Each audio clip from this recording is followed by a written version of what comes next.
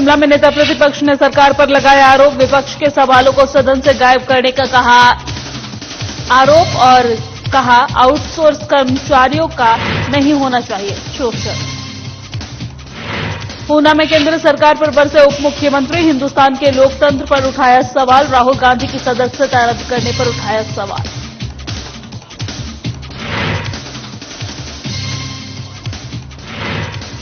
पूर्व शिक्षा मंत्री का गंभीर आरोप। कहा कांग्रेस नेता ही नहीं चाहते कि राहुल को मिले कमान और गलत बयानबाजी के कारण गई थी राहुल गांधी की सदस्यता। कोरोना वायरस के बाद नए वायरस का दहशत। H3N2 इन्फ्लुएंजा से लोगों में दहशत। राहत बचाव में जुटा स्वास्थ्य विभाग। और धर्मशाला में विश्वविद्यालय निर्माण की मांग तेज। कई संगठन ने खोला मोर्चा। केंद्र सरकार के खिलाफ की नारेबाजी।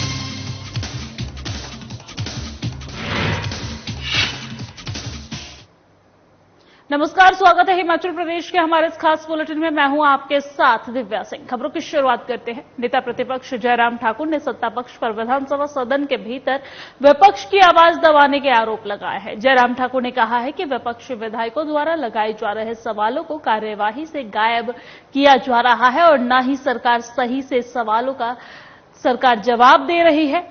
जयराम ठाकुर ने कहा है कि आउटसोर्स कर्मचारियों को नीति बनाने को लेकर भी मुख्यमंत्री ने गोलमोल सा जवाब दिया है और कर्मचारियों को लगातार नौकरी से भी निकाला जा रहा है, जबकि गरीब परिवार के लोग आउटसोर्स पर नौकरी कर रहे हैं। मानवीय भावनाओं के नाते आउटसोर्स कर्मचारी की हितों को सरकार को रक्षा करनी चाहिए। ऐसी घटनाएं हर रोज हुई। अब प्रश्न विलुप्त होता है और बिना किसी रीजन के, कोई जानकारी दिए बिना, उसमें कोई बात ऑब्जेक्शनेबल है, उसमें कोई बात ऐसी है जिसके कारण उस प्रश्न को नहीं पूछा जा सकता, उस प्रश्न को नहीं लगाया जा सकता, उत्तर नहीं दिया जा सकता, एक स्थिति बनती।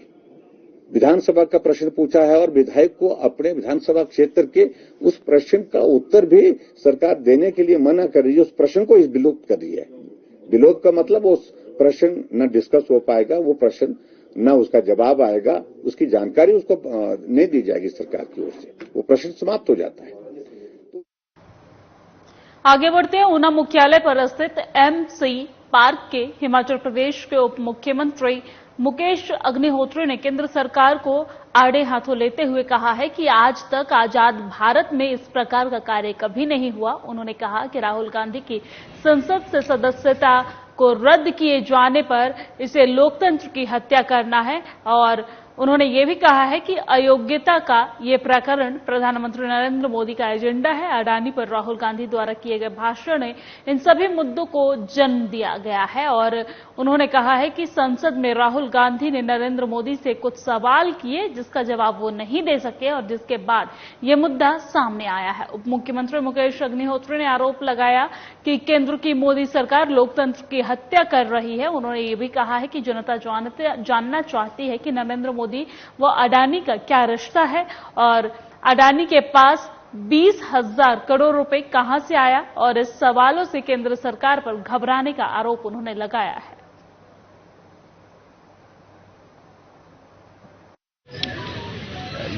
लोकतंत्र में काला इतिहास लिखा जा रहा है और लोकतांत्रिक मूल्यों का हनन हो रहा है, धज्जियां उड़ाई जा रही है। राजनीतिक विरोधियों को राजनीतिक परिदृश्य से हटाने के लिए जो तौर तरीके अपनाए जा रहे हैं उसको देखते हुए आज हम यहाँ पे। चलिए आगे बढ़ते हैं। कांग्रेस के पूर्व राष्ट्रीय अध्यक्ष राहुल गांधी की सदस्यता साल 23 मार्च 2019 के एक मामले में रद्द कर दी गई है और ऐसे में कांग्रेस के नेता यदि चाहते हैं तो वो तुरंत इस मामले को उच्च न्यायालय में ले जा सकते थे, लेकिन अभी तक उनके द्वारा ऐसी कोई कार्रवाई नहीं की गई है और जिससे पता चलता है कि आज कांग्रेस के ही नेता नहीं चाहते हैं कि देश में राहुल गांधी को नेतृत्व करने का मौका मिले। ढालपुर में पत्रकार वार्ता को संबोधित करते हुए पूर्व शिक्षा मंत्री गोविंद सिंह ठाकुर ने कहा है कि सूरत गुजरात कोर्ट ने एक फैसला दिया है जिसमें कांग्रेस नेता राहुल गांधी को 2 साल की सजा सुनाई गई है। उन्होंने मोदी नाम पर टिप्पणी कर पूरे ओबीसी और तेली समाज का अपमान किया है। कानून के अनुसार अगर किसी लोकसभा विधानसभा के सदस्य को 2 वर्ष की सजा हो जाती है तो उसकी सदस्यता निलंबित हो जाती है। कांग्रेस के राष्ट्रीय प्रवक्ता पवन खेड़ा के मामले में जब निर्णय आया तो 15 मिनट के भीतर कांग्रेस के एडवोकेट्स की टीम माननीय सर्वोच्च न्यायालय में पहुंच गई और राहुल गांधी जी के मामले में 24 घंटे बीतने के बाद भी वो कहीं पर भी न्याय की शरण में नहीं गए कि ताकि उनको कोई रिलीफ। चलिए आगे बढ़ते हैं। प्रदेश के स्वास्थ्य विभाग ने H3N2 को लेकर राज्य में अलर्ट जारी करते हुए सभी सीएमओ को इसे लेकर निर्देश जारी करते हुए भीड़ वाली जगहों से बचने और मास्क अनिवार्य रूप से पहनने के लिए सचेत किया है। और ऐसे में नालागढ़ अस्पताल भी इन्फ्लुएंजा को लेकर पूरी तरह से अलर्ट चल रहा है और अस्पताल में अलग से वार्ड भी तैयार कर दिया गया है जिसमें सिर्फ इन्फ्लुएंजा से ग्रस्त मरीजों का इलाज किया जाएगा। अस्पताल की तरफ से करीब 7 संदिग्धों के सैंपल जांच के लिए भेजे गए थे और जिसकी रिपोर्ट नेगेटिव आई, जो कि राहत की बात है। बीएमओ नालागढ़ डॉक्टर मुक्ता रस्तोगी ने बताया है कि मरीजों के लिए अलग से वार्ड तैयार कर लिया गया है जिसमें सिर्फ इन्फ्लुएंजा से ग्रस्त मरीजों को रखा जाएगा। उन्होंने कहा कि अस्पताल की तरफ से 7 सैंपल भेजे गए थे जिसकी रिपोर्ट नेगेटिव आई है।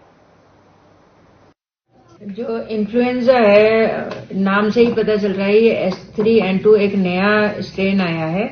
इसमें सेम इन्फ्लुएंजा जैसे ही सिम्टम्स होते हैं, वही खांसी जुकाम होना, शरीर में गिरावट होना, बुखार आना, तो इस तरह के ये सिम्टम्स आते हैं इसमें। तो ये भी 2-3 कैटेगरीज होती है इसमें, कुछ एकदम माइल्ड है, कुछ मॉडरेट है, कुछ सीवियर है।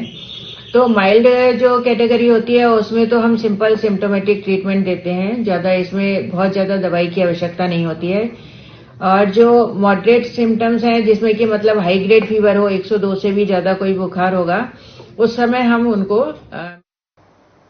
आगे बढ़ते हैं। मौजूदा समय में धर्मशाला के जदरंगल में केंद्रीय विश्वविद्यालय के निर्माण को रोक दिया गया है और जिसको लेकर कुछ दिनों पहले ही जदरंगल और इसके आसपास के पंचायतों के लोगों ने अपना रोष व्यक्त किया था। और इसी कड़ी में आज जिला मुख्यालय धर्मशाला में केंद्रीय विश्वविद्यालय के निर्माण पर लगी रोक को लेकर धर्मशाला के विभिन्न संस्थाओं ने अपना रोष व्यक्त किया है और केंद्र सरकार के खिलाफ जमकर नारेबाजी भी की है। इस मौके पर धर्मशाला के विभिन्न संस्थाओं द्वारा धर्मशाला के गांधी वाटिका से लेकर उपायुक्त कार्यालय तक रैली भी निकाली गई है और इस रैली में युवाओं, महिलाओं और बुजुर्गों ने भी बढ़ चढ़कर हिस्सा लिया है।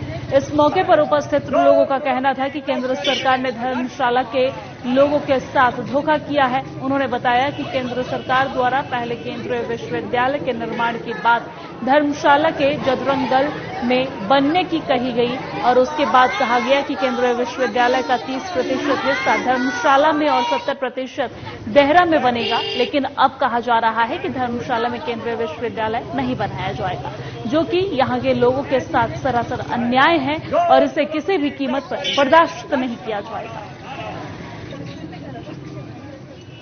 धर्मशाला से ये तस्वीर आपको दिखा रहे हैं जहां भारी संख्या में लोग एकजुट होकर केंद्र सरकार का विरोध कर रहे हैं। कई संगठनों ने ये मोर्चा खोला है और विश्वविद्यालय नहीं बनने को लेकर वो केंद्र सरकार पर हमलावर नजर आ रहे हैं और कई संगठनों के जो सदस्य हैं वो एकजुट होकर केंद्र सरकार के खिलाफ अपनी आवाज उठाते नजर आ रहे हैं। साथ ही साथ केंद्र सरकार से विश्वविद्यालय की मांग करते नजर आ रहे हैं। के 4 पार्लियामेंट्री कंस्टिट्यूंसीज हैं हिमाचल में, चारों को सेंट्रल गवर्नमेंट से हमीरपुर और बिलासपुर को मिली एम्स, शिमला को IIM, मंडी को IIT और चंबा और कांगड़ा को मिली सेंट्रल यूनिवर्सिटी। जो चीज हमें मिली है वो हमें मिलनी चाहिए। ये अन्याय क्यों हो रहा है? और अभी मेरे से पहले जो मेरे मित्र बोल के गए हैं, ये सिर्फ हमारे जो राजनीतिज्ञ हैं, ये उनकी बदौलत आज हमें ये करना पड़ रहा है। जो काम उनको करना चाहिए था वो हम कर रहे हैं और वो सो रहे हैं। जब जागते हैं थोड़ा सा तो एक स्टेटमेंट देते हैं अखबार में। और समग्र शिक्षा मिशन के तहत शिक्षा के स्तर को बढ़ाने के उद्देश्य से अनेक कार्य किए जा रहे हैं और इसी कड़ी में सरकारी स्कूलों में अभिभावक अध्यापक कमेटी द्वारा किए गए 1 वर्ष के कार्य के लिए भी सम्मान दिया जाता है। और सिरमौर जिले के नाहन डाइट संस्थान में आज एक कार्यक्रम का आयोजन किया गया है, जिसमें जिला के सभी 14 शिक्षा खंडों में उत्कृष्ट कार्य के लिए एसएमसी सदस्यों और शिक्षकों को सम्मानित भी किया गया है। कार्यक्रम की अध्यक्षता उपायुक्त सिरमौर आर.के. गौतम ने की है और उन्होंने सभी सदस्यों को सम्मानित भी किया है।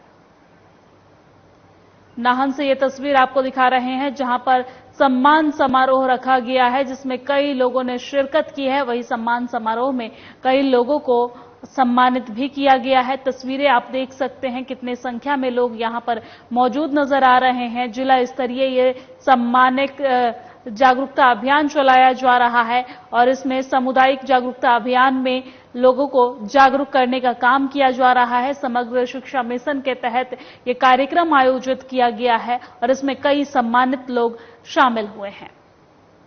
और मैं भी समझता हूँ कि कई एसएमसीज ने कुछ लीग से हटके भी कार्य किए हुए हैं, अपने फंड से कुछ न कुछ उसमें सुविधाएं और भी जुटाई है, जैसे किसी तरह कुछ कंप्यूटर शिक्षा के लिए आगे आए, किसी में कुछ और स्पोर्ट्स के लिए आगे। तो मैं वो सभी एसएमसीज को बधाई देना चाहूँगा जिनको आज सम्मानित किया जा रहा है। 14 ब्लॉक्स हमारे हैं, हर एक ब्लॉक में से एक एसएमसी को उत्कृष्ट विद्यालय को इससे प्रेरणा लेके जो आगे बढ़े और अपने जहाँ भी तो जिस विद्यालय में वो एसएमसी कार्य कर रही है वहाँ पे उत्कृष्ट कार्य करने के बच्चों को भरपूर सुविधाएं दें।